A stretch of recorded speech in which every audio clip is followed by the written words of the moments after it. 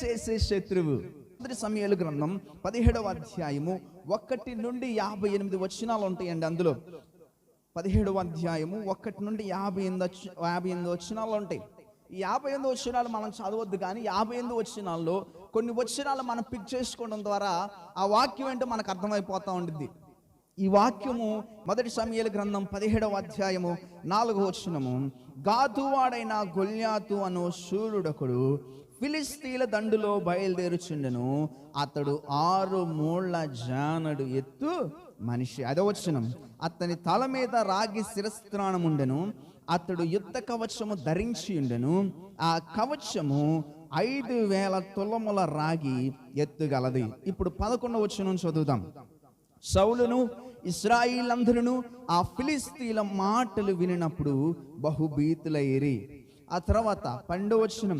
దావీదు యోధా బెత్లెహేము వాడకు ఎఫ్రాతీయుడైన యెషయి అను కుమారుడికి, యెషయ అను వాని కుమారుడు, యెషయికి 8 కుమారులుండిరి. అతడు సౌలు కాలమందు జనులలో ముసలివాడై ఉండెను. ఇప్పుడు 12వ వచనం అయిపోయింది. 17వ వచనాన్ని చదువుకుందాం. యెషయి తన కుమారుడైన దావీదుని పిలిచి, నీ సహోదరుల కొరకు వేయించిన ఈ గోధుమల్లో ఒక తూమెడను ఈ 10 రొట్టెలను తీసుకొని దండులోనున్న నీ సహోదరుల దగ్గరకు త్వరగా పొమ్ము. ఆ తర్వాత 22వ వచనము.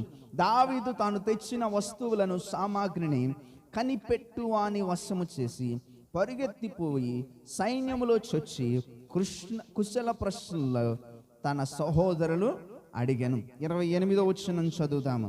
అతడు వారితో మాట్లాడినది అతని పెద్దన్నయగు ఎలియాబునకు వినపడగా, ఎలియాబునకు దావీదు మీద కోపం వచ్చి అతనితో, నీవెక్కడికి ఎందుకు వచ్చితివి? అరణ్యములో ఆ చిన్న గొర్రె మందను ఎవరి వశం చేసితివి? నీ గర్వమును నీ హృదయపు చెడుతనమును నేను ఎరుగుదును. యుద్ధము చూచుటకే కదా నీవు వచ్చితివి అనెను. ఆ తర్వాత 33వ వచనం. అందరూ ఫాలో అవ్వండి దయచేసి. సౌలు, ఈ ఫిలిస్తీని ఎదుర్కొని వానితో పోట్లాడుటకు నీకు బలం చాలదు, నీవు బాలుడు, వాడు బాల్యము నుండి యుద్ధాభ్యాసం చేసిన వాడని దావీదుతో అనెను. ఆ తర్వాత 40వ వచనం చూడండి. తన కర్ర చేత పట్టుకొని ఏటి లోయలో నుండి 5 నున్నని రాళ్లను ఏరుకొని తన యొద్దనున్న చిక్కములో నుంచుకొని ఒడిస్సలో చేత పట్టుకొని ఆ ఫిలిస్తీయులకి చేరువకు పోయెను. ఆ తర్వాత 50వ వచనాన్ని చదువుదానండి. దావీదు ఫిలిస్తీన్ కంటే బలాఢ్యుడై ఖడ్గము లేకయే వడిసెలతోనూ రాతితోనూ ఆ ఫిలిస్తీని కొట్టి చంపెను. దేవుడి వాక్యం మన వెనుకల్లో దీవించును గాక.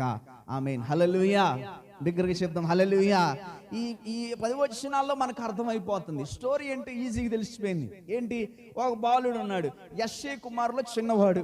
యెషయి కుమారులో చిన్నవాడైనటువంటి దావీదు, ఈ దావీదు చేసే పని ఏంటంటే అతని కుటుంబ పోషణ కొరకు, లేదంటే అతని వృత్తిగా ఏం ఎంచుకున్నాడంటే గొర్రెలను మేపటం ఎంచుకున్నాడు. ఈ గొర్రెలు మేపటం ఎంచుకునేటువంటి దావీదు ఒకరోజు పొలంలో నుండి గొర్రెలను తీసుకొని వచ్చాడు. పొలంలో నుండి కానీ అరణ్యంలో నుండి కానీ గొర్రెలను తీసుకొని వచ్చి ఇంటికి వచ్చినప్పుడు వాళ్ళ నాన్నగారు అన్నారు, యెషయి గారు, అరే అబ్బాయి, మరి అన్నయ్యోళ్ళు ఉన్నారు, అన్నయ్యోళ్ళు యుద్ధంలో ఉన్నారు, వాళ్ళ యోగక్షేమాలు కనుక్కొని వాళ్ళ కొరకు కొన్ని వస్తువులు అమ్మగారు సిద్ధపరిచారు, వాటన్నిటిని తీసుకొని వెళ్ళన్నాడు. అన్ని తీసుకొని వెళ్ళమంటే ఆయన తీసుకొని ఆ యొక్క యుద్ధశాలలోకి వెళ్ళాడు. యుద్ధశాలలోకి వెళ్ళిపోయి ఏం చేశాడంటే అక్కడ వస్తువులను, సూట్ కేసులను, ఆహార పదార్థాలన్నింటినీ కనిపెట్టే వాళ్ళు ఒకళ్ళు ఉంటారు. ఈ రోజుల్లో క్లాక్ రూమ్ అంటారు కదా, అటువంటి ప్రదేశంలో ఏం చేశాడంటే పెట్టేసి పరిగెత్తుకుంటే సైన్యంలోకి వెళ్ళిపోయాడు. సైన్యంలోకి వెళ్ళిపోయి అతని యొక్క సహోదరులను కుశల ప్రశ్నలు అడుగుతున్నారు. ఎలా ఉన్నారన్నా, ఏం చేస్తున్నారు, మీకు ఏమన్నా గాయాలైనయా అని చెప్పి ఇలా అంటా ఉన్నప్పుడు అదే సమయంలో వాళ్ళలో ఒకరు చెప్పారు. ఏమన్నాడు తెలుసా? ఆ వ్యక్తిని గెలవాలంట. ఎవరు ఆ వ్యక్తి? 6 మూల జాన్ ఉన్నాడు. ఏం పేరు ఆ వ్యక్తి పేరు? ఫిలిస్తీయుడైనటువంటి గొల్యాతు. ఆ వ్యక్తిని చంపాలంట అనగానే మరి చంపకపోయారా అన్నాడు. అరే నువ్వు అటు చెబుతున్నావు కానీ దా చూద్దుగానని చెప్పి తీసుకెళ్ళి చూస్తే ఆయన డాలు, ఆయన యొక్క ఈట, ఆయన యొక్క ఖడ్గాన్ని చూసినప్పుడు ఒక్కొక్క ఈట పొడుగుందంట. మనకి అదే అధ్యాయంలో 17వ అధ్యాయంలో అతని ఈట యొక్క బలాన్ని, అతని యొక్క డాలు యొక్క బలాన్ని, అతని యొక్క కత్తి యొక్క బలాన్ని చూపిస్తారు. అటువంటి బలాఢ్యుడైన అయినటువంటి గొల్యాతుని ఎదుర్కోవటం మన వల్ల కాదురా అబ్బాయి, నువ్వు మౌనంగా ఉండు అని చెప్పి దావీదుతో అన్నారు. అంటే దావీదు మౌనంగా ఉండలా. దావీదు మౌనంగా ఉండక అటు ఇటు తిరుగుతున్నాడు, ఏదో ఒకటి చెయ్యాలంటే ఈ లోపల వాళ్ళ అన్నయ్య వచ్చాడు. ఏం పేరండి వాళ్ళ అన్నయ్య పేరు? ఎలియాబు. చెప్పండి ఏం పేరు? ఎందుకంటే ఈయన మెయిన్ క్యారెక్టర్ ఈ కథకి. చెప్పండి ఏం పేరు? ఎలియాబు. ఈ ఎలియాబు వచ్చాడు. ఎలియాబు వచ్చి అన్నాడు, రే నువ్వు ఒక హృదయంలో గర్వం ఉందిరా, నీకు నువ్వు మనుషుడు కాదురా, నీ హృదయంలో చెడుతనం ఉందిరా. ఆ తర్వాత నీవు గొర్రెల్ని ఎవడికిచ్చి వచ్చావు? నువ్వు పని మానేసి ఎడకొచ్చి నీ చెడుతనం నీ గర్వం చేత ఇక్కడ కూర్చొని మాట్లాడుతున్నావా? లే పో అని చెప్పి గదమాయించాడు. గదమాయించిన తర్వాత అలా ఆగల ఆ యొక్క దావీదు వెళ్ళిపోయాడు. సౌలు దగ్గరికి వెళ్ళిపోయాడు. అయ్యా నేను గెలుస్తానన్నాడు. ఏం గెలుస్తావు బాబు, నువ్వు చూస్తే పిల్లోళ్ళలాగా ఉన్నావు, నువ్వు గెలవటానికి నీకేం అర్హత ఉంది, నీకేమైనా యుద్ధ నైపుణ్యత ఉందా, ఎక్కడైనా యుద్ధం చేసి వచ్చావా అంటే లేదండి. మరి నువ్వేం చేస్తావు? గొర్రెలు కాసుకునేవాడు అండి. గొర్రెలు కాసుకునేవాడు నువ్వు ఆయన ఎట్లా చంపుతావు అయ్యా? నాకు కొంచెం ఆ ఇది ఉందండి, ఎక్స్పీరియన్స్ ఉందండి అన్నాడు. ఎక్స్పీరియన్స్ ఉందా? ఏం ఎక్స్పీరియన్స్ ఉంది అన్నాడు. ఏం ఎక్స్పీరియన్స్ ఉందంటే నాకేం ఎక్స్పీరియన్స్ ఉందంటే మా గొర్రెలు మేపేటప్పుడు ఒక్కొక్కసారి ఎలుగు పంటలు వస్తాయండి, ఒక్కొక్కసారి పుళ్ళు వస్తాయండి, వాటిని చంపేశానండి అన్నాడు. అంటే ఈయన కొంచెం నమ్మకం కలిగింది. సరే చంపేశాను అంటున్నావు కదా, సరే పో, నీకు ఇదిగో అబ్బాయి నా యొక్క అంటే సైన్యంలో మరి ఎవరు ఇవ్వకుండా రాజు ఇచ్చాడు, ఇదిగో ఏం చేస్తారంటే శస్త్రాణం పెట్టండి, డాలు పెట్టండి, అన్ని పెట్టండి అని చెప్పి యుద్ధోపకరణాలు అన్ని ఇచ్చేసాడు దావీదుకి. ఈ దావీదు అన్ని పెట్టుకుంటే ఆయన కనపట్ల అవి కనపడుతున్నాయి.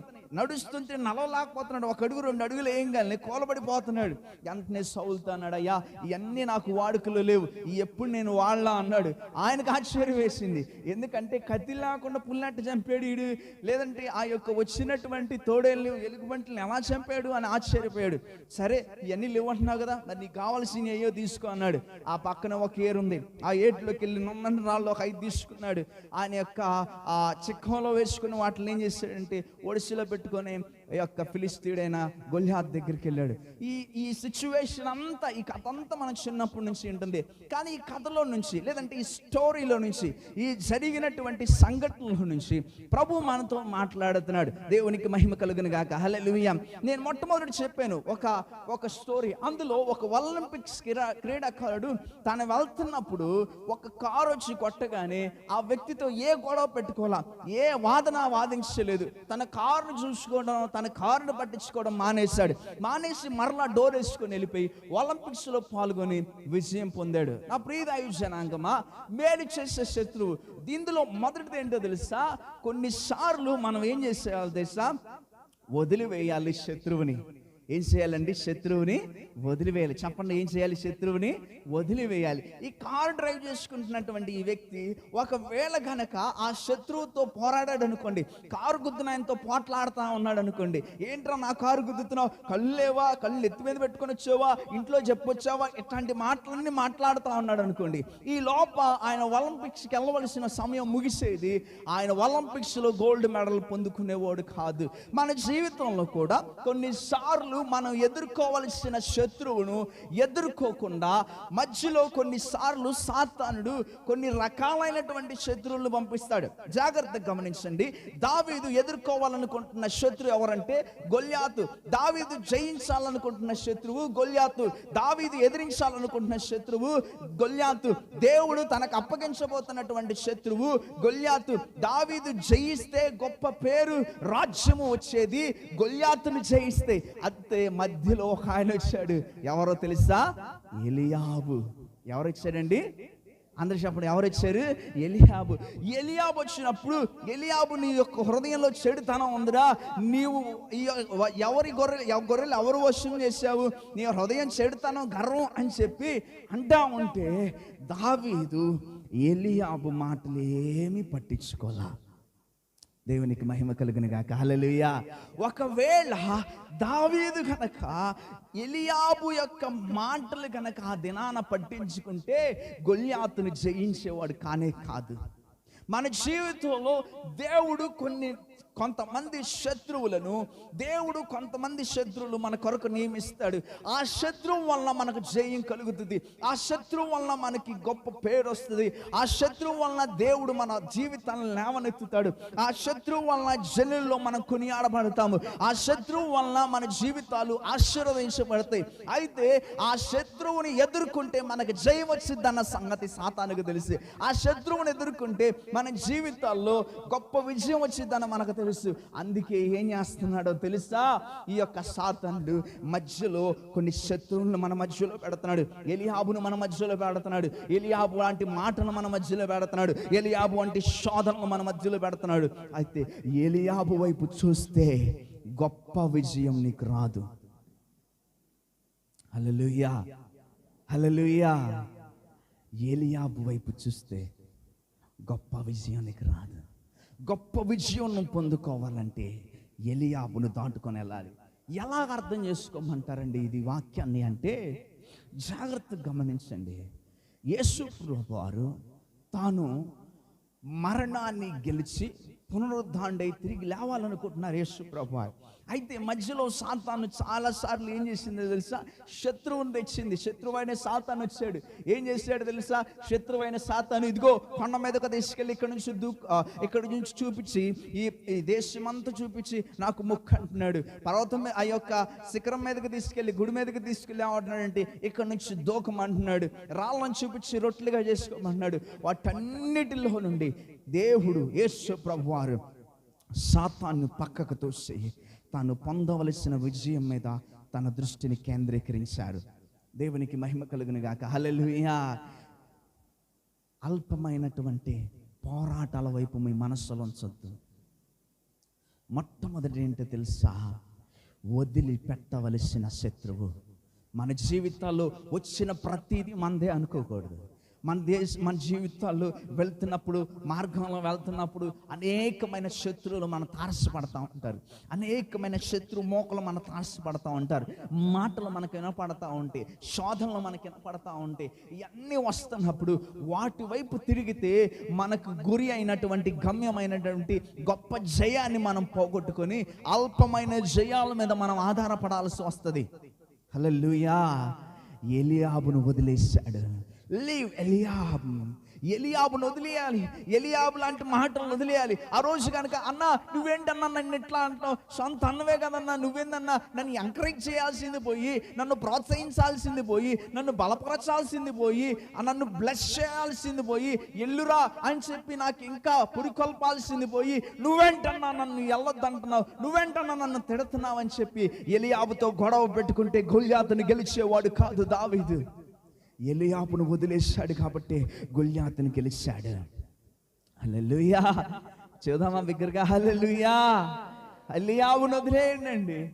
ఎలీయాబు లాంటి శత్రువులు 100 మంది వస్తారు. ఎలీయాబు లాంటి మాటలు వస్తా ఉంటాయి. అయితే వాటన్నిటిని నువ్వు పక్కకు దోసినప్పుడే గొల్యాత్ లాంటి శత్రువును నువ్వు జయించగలుగుతావు. దేవునికి స్తోత్రం. హల్లెలూయా. నీవు శత్రువు మీద పోరాడటానికి సిద్ధపడతా ఉన్నప్పుడు చాలాసార్లు అల్పమైన శత్రువులు వస్తూ ఉంటారు. వాటన్నిటిని నువ్వు వదిలిపెట్టాలా, వదిలిపెట్టి ముందుకెళ్ళాలా, లేకపోతే ఓ గొప్ప విజయాన్ని మనం పొందుకోలేము. దేవునికి మహిమ కలుగును గాక. హల్లెలూయా. మన యొక్క కన్నులు గొప్ప వాటిపైన, గొప్ప విజయాలపైన మన దృష్టి కేంద్రీకరించాలి. పౌలు అంటాడు, ఇదిగో పొందబోవు మహిమ కొరకు ఇప్పుడు కలుగుచున్న శ్రమలన్నీ చులకనవని నేను ఎంచుతున్నాను. అదిగో పరలోక రాజ్యాన్ని శత్రువైన సాతాను మీద జయించడానికి యేసు ప్రభువారు మధ్యలో వచ్చినటువంటి చిన్న చిన్న శ్రమలన్నిటిని పక్కకు తీశాడు. మన జీవితాల్లో కూడా చిన్న చిన్న సాతాను శోధనలు వస్తూ ఉంటాయి, చిన్న చిన్న శ్రమలు వస్తూ ఉంటాయి. అది ఎలాగైనా రావచ్చు, ఏ విధంగా అయినా రావచ్చు, ఎటువంటి పరిస్థితుల్లో కూడా అయినా రావచ్చు. అయితే దాన్ని వదిలిపెట్టినప్పుడే నువ్వు ముందుకెళ్ళగలుగుతావు. దేవుని స్తోత్రం. హల్లెలూయా. బయలుదేరి ఒక ప్రాంతానికి వెళ్ళబోతున్నారు, లాభం కలిగే ప్రాంతం, లేదంటే ఒక చెక్కు వచ్చే ప్రాంతం. మీరు వెళ్తా ఉన్నప్పుడు, ఆ రోడ్డు మీద వెళ్తా ఉన్నప్పుడు మన కాలనీలో లేని మంచి కుక్కలు అనమాట, ఎవరినో వదలు. బండి మీద వెళ్ళేవాడిని, బైక్ నడుచుకుంటే సైకిల్ ఎవరిని వదలు. మనం వెళ్తా ఉన్నప్పుడు అవి ఎరుతూ ఉంటాయి. అరుస్తూ ఉంటే, ఆ కుక్కలు అరుస్తూ ఉంటే, అసలు నేను అట్ట కనపడుతున్నానే నీకు, నా డ్రెస్సు చూసి, నా ముఖం చూసి నువ్వు అరుతున్నావు, ఈ కాలనీ కూడా తెలుసుగా, 4 రోజులు ఇటే తిరుగుతానుగా, కొట్టుకొత్తాను అని చెప్పి నువ్వు వాటితో డిస్కషన్ పెట్టావు అనుకో, ఏమవుతుంది? ఏమవుతుందండి? అదిగో పొందుకోవలసిన చెక్కు రాదు, అదిగో పొందుకోవలసిన బహుమానం రాదు. ఆ కుక్క అరుతున్నా నువ్వు పట్టించుకోకుండా ముందుకెళ్ళాలా? నువ్వు ముందుకెళ్తేనే నువ్వు పొందుకోవలసింది పొందుకోగలుగుతావు. దేవునికి మహిమ కలుగును గాక. హల్లెలూయా.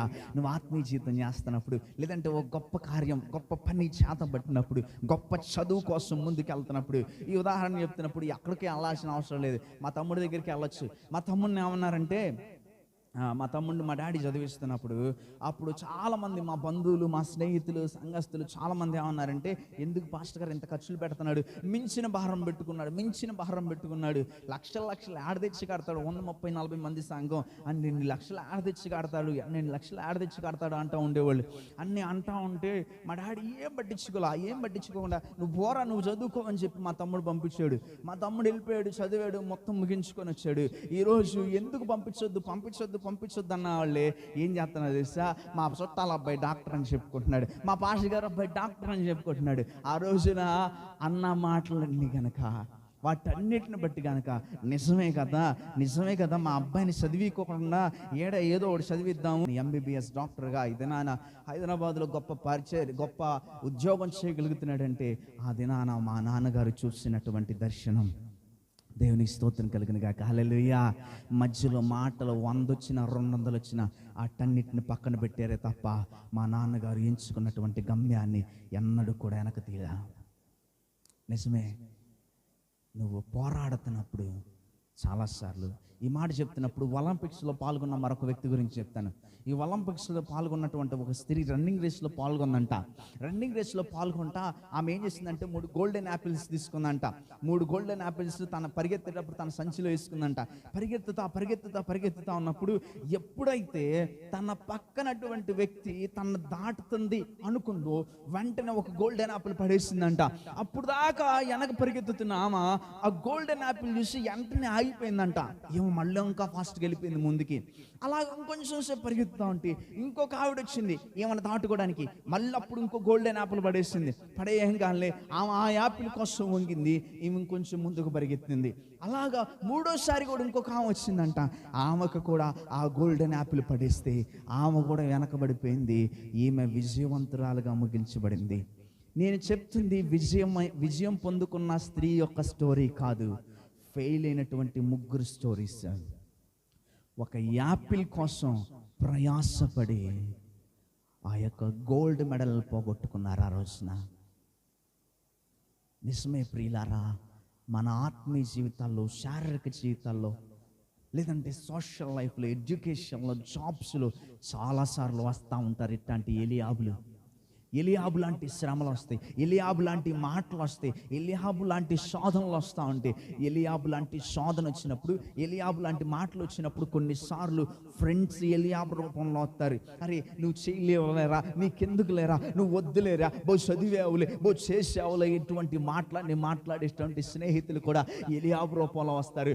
ఎలియాబు రూపంలో ఎవడొచ్చినా వాడిని పక్కకు తోసి ముందుకెళ్ళాలి. ఎందుకంటే మన కొరకు ఎవరు వెయిట్ చేస్తున్నారో తెలుసా? గొల్యాతు వెయిట్ చేస్తున్నాడు. హల్లెలూయా, హల్లెలూయా. చెప్పండి, నా కోసం గొల్యాతు వెయిట్ చేస్తున్నాడు. చెప్పండి, నా కోసం గొల్యాతు వెయిట్ చేస్తున్నాడు. I have to fight with Goliath, not with ఎలియాబుతో కాదు నేను పోరాడాలనుకుంటుంది. ఎవరితో తెలుసా? గొల్యాతుతో. దేవునికి మహిమ కలుగును గాక. హల్లెలూయా. ద్వితీయోపదేశకాండం 30వ అధ్యాయము 7వ వచనాన్ని చదువుదాం. ద్వితీయోపదేశకాండం 30వ అధ్యాయము 7వ వచనాన్ని చదువుదాం.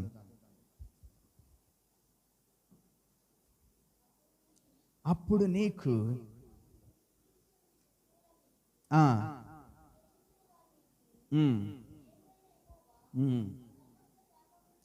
దేవునికి మహిమ కలుగును గాక. హల్లెలూయా.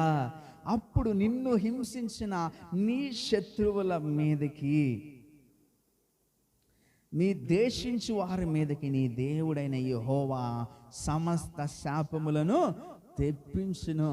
ఏమంటున్నాడంటే ఇక్కడ దేవుడు, అబ్బాయి నువ్వు వెళ్ళిపో, నువ్వు వెళ్తా ఉన్నప్పుడు మధ్యలో హింసిస్తూ ఉంటారు, శోధిస్తూ ఉంటారు, నిన్ను ద్వేషిస్తూ ఉంటారు.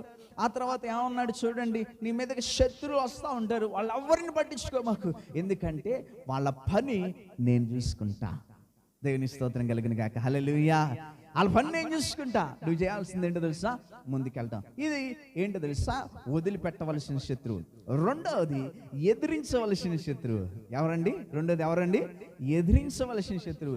ఎలియాబును వదిలేసి ఎక్కడికి వెళ్ళిపోయాడు దావీదు? గొల్యాత్ దగ్గరికి వెళ్ళిపోయాడు. నువ్వు ఎదిరించవలసిన శత్రువు గొల్యాత్ ఉన్నాడు, దాని కొరకు నువ్వు ఇప్పటి నుండి సిద్ధపడాలి. సేమ్ అలా విధంగా చూడండి, దావీదు గొల్యాత్ని ఏ విధంగా ఎదుర్కొంటున్నాడో ఎలుగుబంటిని ఆ విధంగా ఎదుర్కోవాలా. There is difference between fights with other people.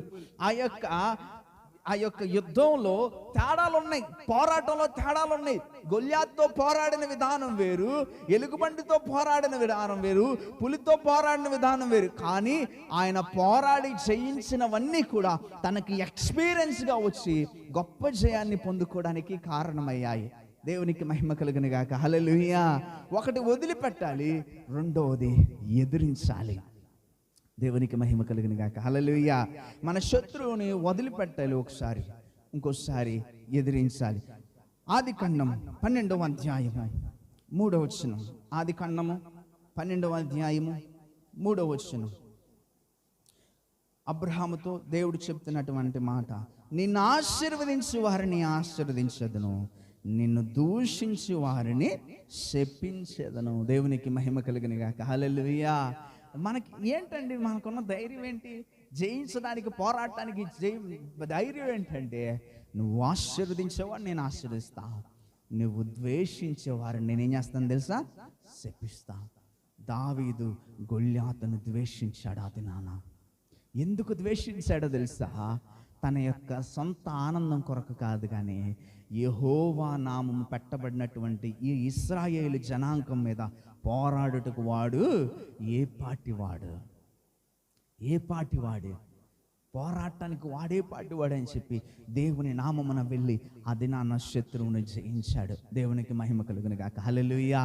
ఆ దినాన ఎదిరించాడు. మనకి ఎదిరించే శక్తి దేవుడు అనుగ్రహించాడు. అందుకే తిమోతికి రాసిన పత్రికలో అంటాడు పౌలు, అయ్యా మనకి దేవుడు పిరికితనం కలిగిన ఆత్మను ఇవ్వలేదు, పిరికితనం కలిగిన ఆత్మనే లేదు, ధైర్యమును, శక్తిని, బలమును కలిగినటువంటి ఆత్మను దేవుడు మనకి అనుగ్రహించాడు. పారిపోయే ఆత్మనిలా. అక్కడ చూడండి, 8 మంది వాళ్ళ అన్నోళ్ళు ఉన్నారు, ఆ తర్వాత అక్కడ ఉన్నటువంటి సైన్యం ఉన్నారు. వాళ్ళందరూ పిరికోళ్ళ కూర్చొని ఉన్నారు, వాళ్ళందరూ మౌనంగా కూర్చున్నారు. రాజు సైతం కథల్లాగా మెలకొండ కూర్చున్నాడు, జయం పొందుకోలేమని. కానీ ఆ సమయంలో దేవుని ఆత్మ చేత, దేవుని శక్తి చేత నింపబడినటువంటి దావీదు ముందుకెళ్ళాడు పోరాటానికి. ఈరోజు నువ్వు పారిపోవద్దు. పోరాటం మొదలొచ్చినప్పుడు, ఈరోజు పోరాటం నీ ఎదురుకొచ్చినప్పుడు పారిపోవద్దు. రోగం నీ ఎదురుకొచ్చినప్పుడు పారిపోవద్దు. శోధన నీ ఎదురుకొచ్చినప్పుడు పారిపోవద్దు. అది దేవుని శక్తితో దాన్ని జయించు. దేవునికి మహిమ కలుగును గాక. హల్లెలూయా. ఒకటి, వదిలిపెట్టాల్సిన శత్రువు వస్తాడు, ఆ శత్రువును వదిలిపెట్టాలి. ఎదిరించాల్సిన శత్రువు వస్తాడు, ఆ శత్రువుని ఏం చేయాలి తెలుసా, ఎదిరించాలి. ఏమండి మరి ఇప్పుడు వదిలిపెట్టాల్సిన శత్రువు, ఎదిరించాల్సిన శత్రువు నాకు ఎట్లా తెలుస్తాడు అండి అంటే, దావీదు కూడా తెలీదు. మా అన్నతో పోరాడకూడదు, గొల్యాత్తోనే పోరాడాలన్న విషయం దావీదు కూడా తెలియదు. మరి ఎలాగా? దావీదు దేవుని ఆత్మ చేత నింపబడిన వాడు కాబట్టి ఎవరి మీద పోరాడాలో, ఎవరి మీద పోరాడకూడదో దావీదుకు దేవుడు తెలియజేశాడు. దేవుని స్తోత్రం. హల్లెలూయా. మనం దేవుని దగ్గర కనిపెట్టుకున్నప్పుడు, దేవునితో నివసిస్తున్నప్పుడు, దేవుని వాక్యముతో మనం అంటు కట్టబడినప్పుడు ఎవరి మీద పోరాడాలి, ఎవరి మీద పోరాడకూడదు మనకు తెలిసింది. ఎవరిని జయించాలి, ఎవరిని జయించకూడదు తెలిసింది. మీకు మాట చెప్తాను జాగ్రత్తగానండి. రోడ్డు మీద మనం వెళ్తున్నాం, మన వెనక పిచ్చోడు కూడా వస్తున్నాడు. మనమేమో కుక్కమ్మట పడితే ఏం చేసామంటే అని చెప్పి వెళ్ళిపోయాం. కానీ పిచ్చోడు ఏం చేస్తాడు? చెప్పండి, పిచ్చోడు ఏం చేస్తాడు? ఏమనండి, మేము పిచ్చోళ్ళం ఎప్పుడు చూడలేదు అంటారా? లేదంటే మేమే పిచ్చోళ్ళు అండి, మాకే తెలియట్లే ఏం చేస్తాం. పిచ్చోడు ఏం చేస్తాడు, దాన్ని ఎంబడి పడతా ఉంటాడు, దాన్ని అడు చేస్తూ ఉంటాడు, రాయి పెట్టి కొడతా ఉంటాడు, అడు తిరుగుతాడు, ఇడు తిరుగుతాడు, అడు తిరుగుతాడు. అని చూసి ఎందుకు రా పిచ్చోడు, ఎందుకు ఆ రాళ్ళు తీసుకొని ఆ కుక్కలమ్మడి పడతాడు, మెలకుండా పోతే పోయిద్దిగా. దీన్ని ఏమంటారు తెలుసా? కామన్ సెన్స్ అంటారు. ఏమంటారంటే దీన్ని కామన్ సెన్స్ ఉన్నవాడు ఎవడు కూడా కుక్కల దగ్గరికి వెళ్ళి ఎట్ట నుంచో చూస్తూ ఉన్నాడు. పిచ్చోడే చూస్తూ ఉంటాడు, పిచ్చోడే ఆటి అమ్మడి పడతా ఉంటాడు, పిచ్చోడే ఆడికి రాళ్ళు వేసుకుని కొడతా ఉంటాడు, పిచ్చోడే ఆడితో పోట్లాడుతూ ఉంటాడు. కామన్ సెన్స్ ఉన్నవాడు, ఏమండి కామన్ సెన్స్ ఉన్నవాడు, కొంచెమన్నా తెలివి ఉన్నవాడు ఏం చేస్తాడు తెలుసా? వదిలేసిపోతాడు. ఇప్పుడు ఒక సోషల్ లైఫ్లో మనకు ఎదురవుతున్నటువంటి ఈ యొక్క కుక్కలాంటి అలాంటి ఇలాంటి జయించడానికి మనకేం కావాలో తెలుసా? కామన్ సెన్స్ కావాలి. అలాగే ఆత్మీయ జీవితంలో మనం ఎదుర్కోవడానికి పరిశుద్ధాత్మ దేవుడు మనకు కావాలి. దేవునికి స్తోత్రం, హల్లెలూయా. మనం చాలాసార్లు ఎదిరించవలసిన శత్రువుతోనేమో పక్కకి వెళ్ళిపోతాం, వదిలేస్తాం. వదిలేయాల్సిన శత్రువుల్ని ఏం చేస్తూ ఉంటాం తెలుసా? ఎదిరిస్తూ ఉంటాం. ఎందుకంటే దేవుని ఆత్మ మనలో లేనందున మనం ఏం చేస్తున్నాం తెలుసా? వదిలేయాల్సిన శత్రువు. దావీదు జీవితంలో ఇది మళ్ళా రిపీట్ అయిందండి. దావీదు జీవితం ఇలా మళ్ళా రిపీట్ అయింది. ఏంటంటే ఒకరోజు వెళ్తా ఉంటే దావీదును ఒక ఆయన ఇష్టం వచ్చిన బూతులు మాట్లాడుతున్నాడు. ఆయన పేరేంటి? షిమి.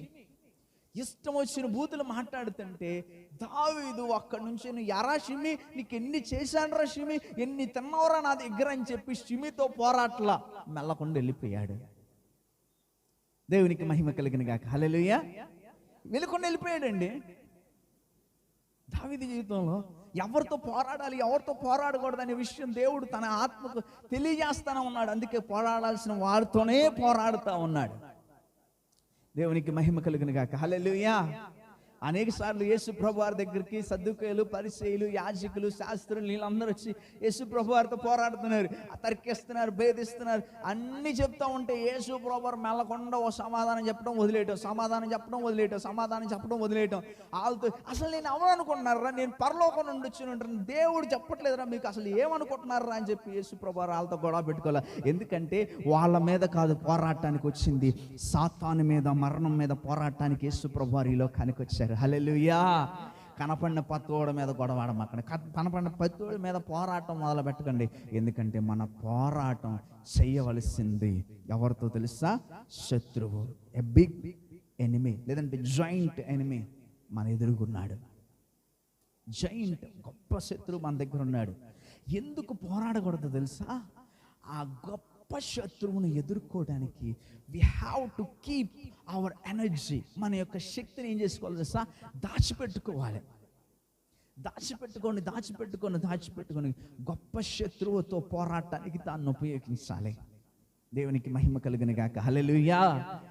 చిన్న వాటికి ఎనర్జీ ఉపయోగించేసే మాకండి, చిన్న వాటికి ఎనర్జీని వదిలే మాకండి. అలా నీ ఎనర్జీని వదిలేసాం అనుకో, గొప్ప శత్రువుని ఎదుర్కోలేవు.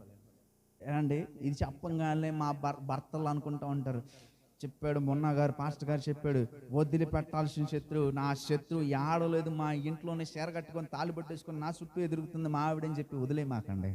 భార్యల్ని, భర్తల్ని ఎదిరించాల్సిన శత్రువు అని చెప్పేసి వాళ్ళ మొన్న ఎదిరించమన్నాడు, చెప్పు నీ సంగతి ఏంది చెప్పు, చీపురు కట్ట తేరా, అట్ల కట్ట తేరా అని మాకండి. వాళ్ళని కాదు ఎదిరించవలసింది. అందుకే అంటాడు అపోస్తలుడైన పౌలు అంటాడు, మనం పోరాడుతున్నది శరీరాలతో కాదు, శరీరాలతో కాదంట మనం పోరాడుతుంది, ఇహలోక సంబంధమైనటువంటి లోకనాథుడైనటువంటి సాతానుతో. అందుకే యేసు ప్రభువారు ఎప్పుడు కూడా ఎవరితో పోరాడలా? జనాలతో పోరాడలా, శత్రువులతో పోరాడలా. జాగ్రత్తగా గమనించండి. ఈ యేసు ప్రభువారు గెత్సెమనే తోటలో ఉన్నారు. గెత్సెమనే తోటలో ఉంటే యేసు ప్రభువారి దగ్గరికి సైనికులు వచ్చారు. ఆ సైనికుల్లో ఒక సైనికుడు యొక్క చెవిని ఎవరు నరికాడు? పేతురు నరికాడు. ఎవరు నరికారండి? ఆ సైనికుడి పేరు ఎవరని చెప్తారా? లేదండి, అంత పరిచయం లేదు. ఆయన మనకి అప్పుడు మనకు లేదు. ఆ శత్రువు పేరు ఏంటంటే మల్కు చెవ నరికాడు. చెవి నరికితే అబ్బాయి ఖడ్గం పట్టుకున్నవాడు ఖడ్గంతోనే పోతాడు, నువ్వు ఇది పట్టుకో మాకన్నాడు. ఎందుకో తెలుసా? ఈ యొక్క పేతురు పోరాడాల్సింది ఈ మల్కులతోనో గుల్కులతోనో కాదు. ఈ యొక్క పేతురు పోరాడాల్సింది పాతాళ లోకములో నివసిస్తున్నటువంటి సాతాను శక్తులతో. దేవుని స్తోత్రం, హల్లెలూయా. ఆ రోజు మల్కుని చెవి నరికేసి, ఆ పక్కనోడు మెడ నరికేసి, ఆ పక్కనోడు కాళ్ళు నరికేసి యేసుప్రభుని రక్షించాలని చెప్తే యేసుప్రభుని పట్టుకుపోయి ఈయన్ని జైల్లో తీసుకెళ్లి పడేసి ఈయన చెరసాల్లో బంధిస్తే 3,000 మంది 5,000 మంది ఈ పేతురు ద్వారా రక్షించబడేవారు కాదు. అందుకే పేతురుని వారించారు. కీప్ యువర్ ఎనర్జీ, దాచిపెట్టుకునే శక్తిని. పోరాడమాకు, ఈడితో కాదు పోరాడాల్సింది. పోరాడాలనుకుంటే దేవదూతలను పంపిస్తే వీళ్ళందరినీ చంపాడా దేవుడు అంటున్నారు. మనం కూడా ఊరక తెస్తా ఉంటాం కదా, ఏంటి, కత్తులు, సూదులు, దబ్బునాలు తీస్తారా? దేం లేదా, ఎట్ట తీస్తాం? మన నోటి నుండే వస్తాయి సూదులు, దబ్బునాలు, కత్తులు, పెద్ద పెద్ద బల్యాలు. యాడ్నుంచే రావు. ఆ మాట తెలుసా, గుండెల్లో పొడుసుకుపోయింది. అంత షార్ప్గా ఉంటాయి కొంతమంది మాటలు. మన నోటి మాటే చిన్న దబ్బనమైనా సూదైనా పెద్ద కథైనా నోటి మాటలే 5 సార్లు అవతలో నేసేయడానికి కూర్చుతా ఉంటాయి మాటలు. తోటలు వదలకండి, కత్తులు వదలకండి. ఈ నోరు చిన్నదే కానీ ఈ నోట్లో నుండి 6 అడుగులు ఖడ్గాలు వస్తూ ఉంటాయి. 2 వైపులా షార్ప్ ఉన్న ఖడ్గాలు వస్తూ ఉంటాయి.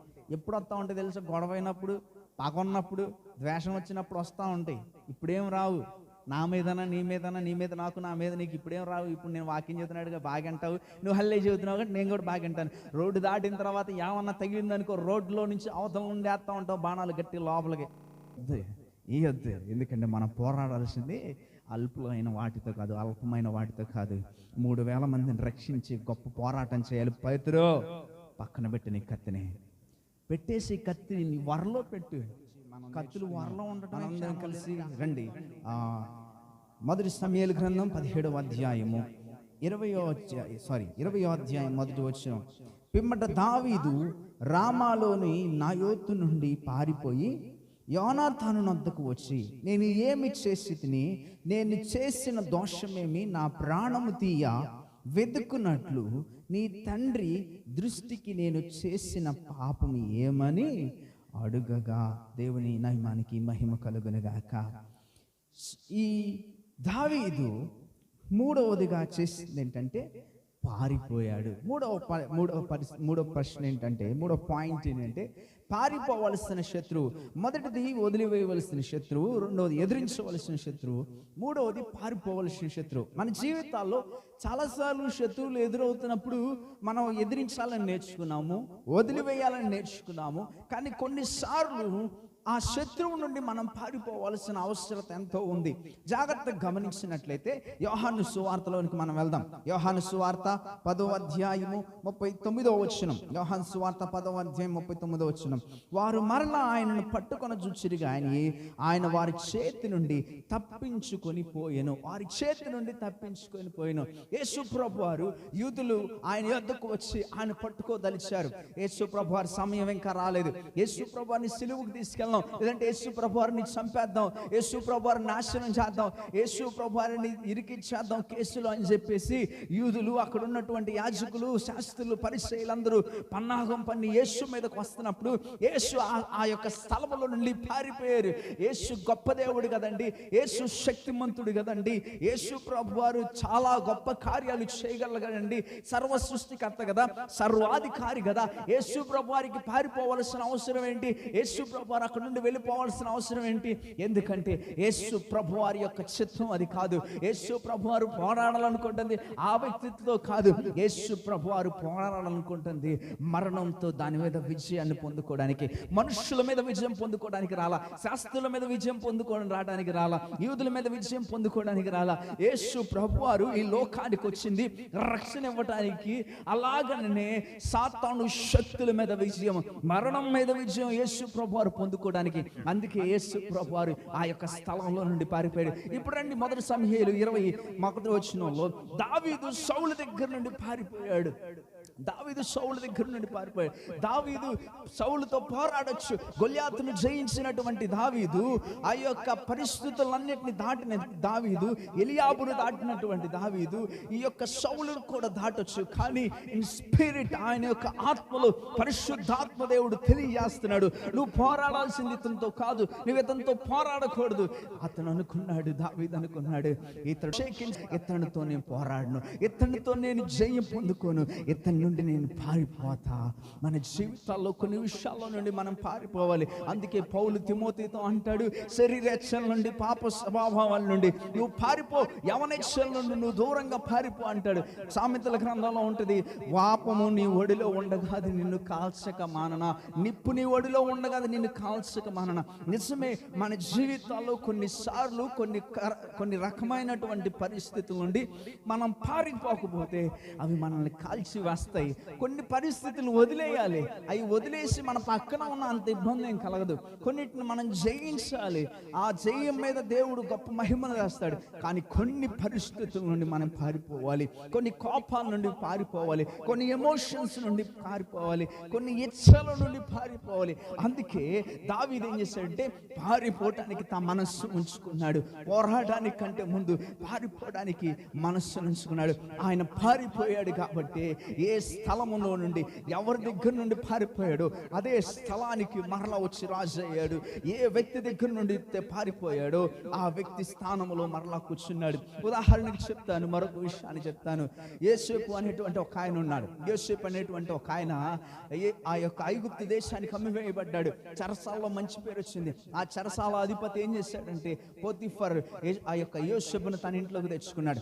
తన ఇంట్లోకి తెచ్చుకున్నప్పుడు యోసేపు ఆ ఇంట్లో ఉంటా ఉంటే ఆ పోతిఫర్ భార్య యొక్క కన్ను యోసేపు మీద పడింది. యోసేపు మీద పడి యోసేపును ఆమె లోపరుచుకోవాలని ఆలోచించింది. యోసేపును పిలిపించింది. ఒంటరిగా ఉన్న సమయంలో, భర్త ఊరికి వెళ్ళిన సమయంలో తన యొక్క పనివాడైనటువంటి యోసేపును పిలిపించుకుంది.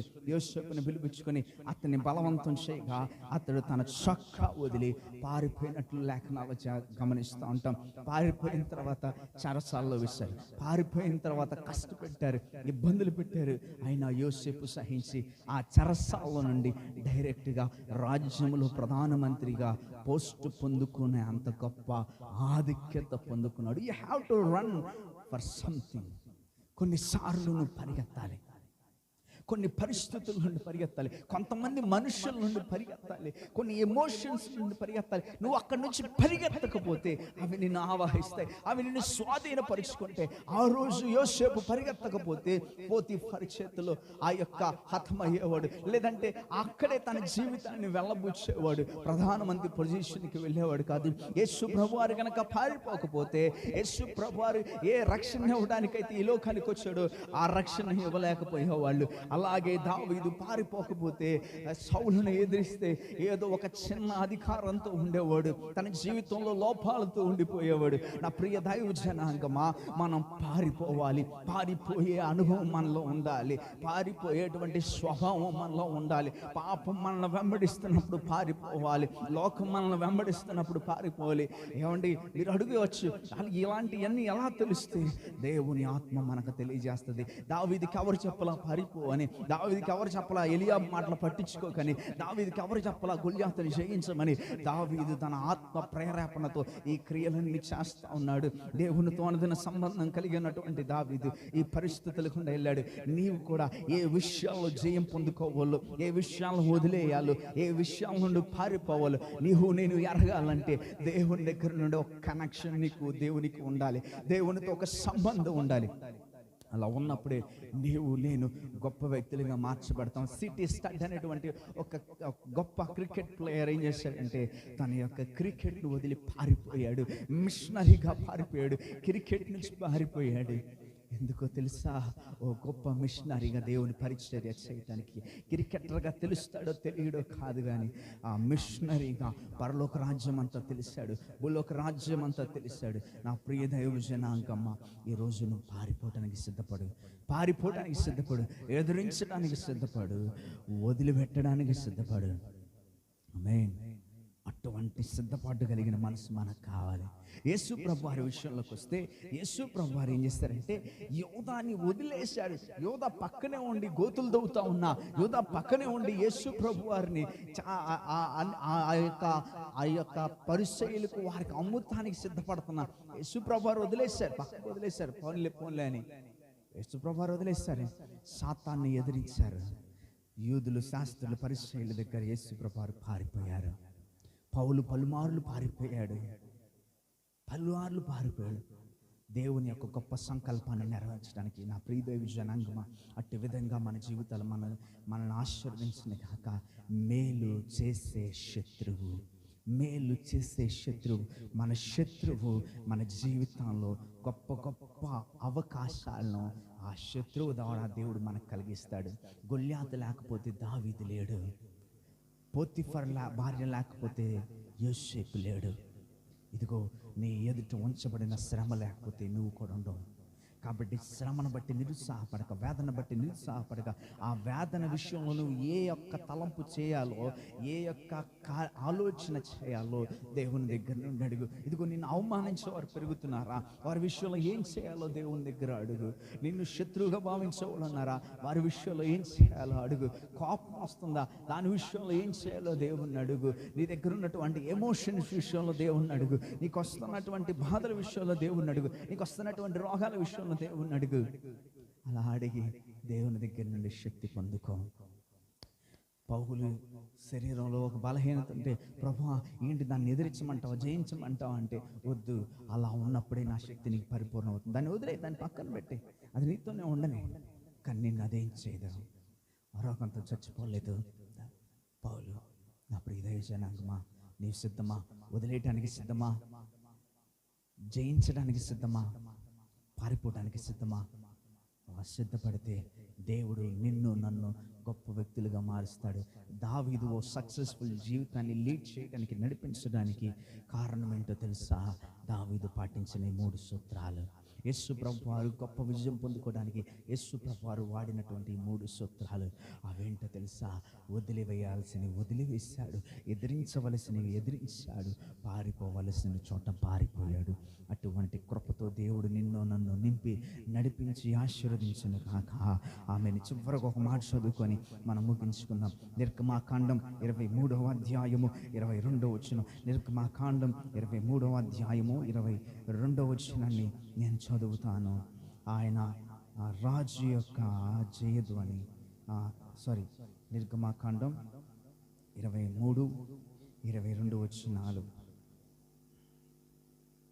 అయితే నీవు ఆయన మాటను జాగ్రత్తగా విని నేను చెప్పినది యావత్తును చేసిన ఎడల నేను నీ శత్రువులకు శత్రువును, నీ విరోధులకు విరోధిని అయ్యుందును. దేవునికి మహిమ కలుగుని గాక. నీ శత్రువులకు శత్రువు అవుతాడు దేవుడు, నీ విరోధులకు విరోధి అవుతాడు. ఏమంటే మనం పోరాడుతుంది శరీర సంబంధులతో కాదు, మనం పోరాడుతుంది మనుషులతో కాదు, మనం పోరాడుతుంది ఇంట్లో వాళ్ళతో బయట వాళ్ళతో కాదు, మనం పోరాడుతుంది. అందుకే పౌలు అంటాడు, మనం పోరాడినది శరీరాలతో కాదు, కానీ ఆకాశ మండల దురాత్మ శక్తులతోనూ యెహోవా సంబంధమైన లోకనాథుడితోనూ మనం పోరాడుతున్నాం. శత్రువైన సాతానుతో మనం పోరాడుతున్నాము. ఈ యొక్క పోరాటంలో దేవుడు ఎలాంటి మనసు కలిగి మనం ముందుకు వెళ్ళాలో మనకు తెలియచేసే కృప దేవుడు మనందరికీ అనుగ్రహించి నడిపించి బలపరిచిన కాక. ఆమె ప్రార్థన చేసుకుందాం, అందరం ప్రార్థన చేసుకుందాం. దేవా నీకు వందనాలు, స్తోత్రాలు. మా ప్రభువా నీకు వందనాలు. వదిలివేయవలసిన శత్రువు, ఎదిరించవలసిన శత్రువు, పోరాడవలసిన, పారిపోవలసిన శత్రువుల గురించి మీరు మాతో మాట్లాడారు యేసయ్యా. మీరు మాతో మాట్లాడిన విధానం బట్టి వందనాలు, స్తోత్రాలు. మాతో మాట్లాడిన విధానం బట్టి వందనాలు, స్తోత్రాలు. ప్రభువా మాతో మాట్లాడిన విధానం బట్టి వందనాలు యేసయ్యా. నీకు వందనాలు, స్తోత్రాలు. ప్రభువా దేవా, నేను పోరాటం చేసే శక్తి లేండి అయ్యా. దావీదు అంటున్నాడు, ఎలియాబు విషయంలో దావీదు అసలు ఏం పట్టించుకోవాలా, కానీ గొల్యాతు విషయంలో యెహోవా పేరట నేను వస్తున్నా అన్నాడు. మళ్ళీ సౌలు దగ్గరికి వెళ్ళేసరికి పారిపోయాడు. నిజమే ప్రభువా, నా జీవితాల్లో ఈ దావీదు పాటించినటువంటి 3 సూత్రాల గురించి నేను కూడా ముందుకు వెళ్ళినట్లు సహాయం చేయండి దేవా. వెళ్ళగలిగిన కృపను దయచేయండి ప్రభువా, వెళ్ళగలిగిన కృపను దయచేయండి. అలసిపోతున్నాను, పలుమార్లు పోరాడవలసిన దాని కొరకు పోరాడక అవసరం లేని దాని విషయంలో పోరాడి నా శక్తిని అంతను వృధా చేసుకుంటున్నాను ప్రభువా. పారిపోవలసిన చోట ధైర్యంగా నుంచుందామని ప్రయత్నిస్తున్నాను కానీ పడిపోతున్నాను. అక్కడ పారిపోవాలి అనేటువంటి విషయం నాకు తెలియదు.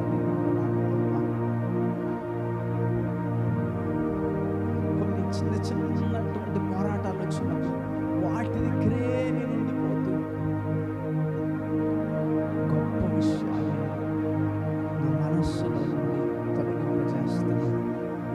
ఎలియాబు లాంటి చిన్న సమస్యలు వచ్చినప్పుడు వాటిని పక్కకు తోసి గొల్యాతు సమస్య దగ్గరికి వెళ్ళి పోరాడినటువంటి దావీదుని జ్ఞాపకం చేసుకుంటున్నాను ప్రభువా. ఎలియాబు ఎక్కడి నుంచో రాడు, బంధువుల నుండి, స్నేహితుల నుండి, నాలో నుండే ఎలియాబు వస్తున్నాడు. గొల్యాతు ఎక్కడి నుండి రాడు, నాలో నుండి, నా స్వభావమే, నా ఆశ, నా కోరికే, నా ఫ్రెండే, నా బంధువు, మా పక్కింటోడు గొల్యాతు స్వభావంతో నా ఎదురుకు వస్తున్నాడు. జయించగలిగిన శక్తి యేసయ్యా.